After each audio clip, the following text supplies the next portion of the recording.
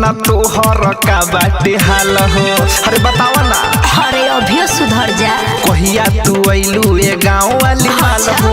बोलो ना तोहर का बाटे हाल हो। सुहाग वाला रतिया मनवा तोहर कैसन करत रहे।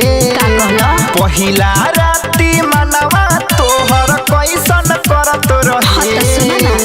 बरत रहे बल भुक भुक भुक जिया धुक धुक धुक धुक करत रहे। बरत रहे बल भुक भुक भुक जिया धुक धुक हमर करत रहे।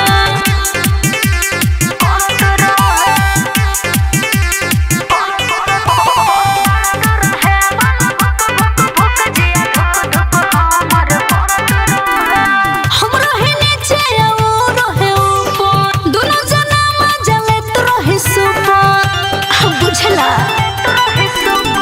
पहिले बाली के उतर नथुनिया अच्छा। बोलना कैसे बाजल हरमुनिया। गरम गरम कराहे में बुनिया रात भर झरत रहे। नया पलंग पर नया संगतिया कैसे लड़त रहे।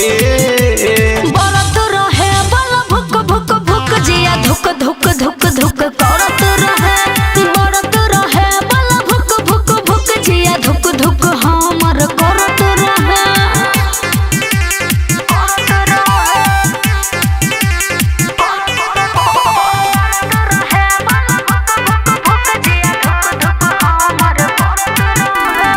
दोनों के सुपर मिलल बाबे जोरे, छोड़े के चाहे तो वो नहीं छोड़े।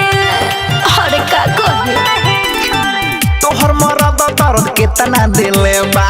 बोलो ना चुमा कहाँ कहाँ ले ले बा। दोनों हाथे को सारा वो तो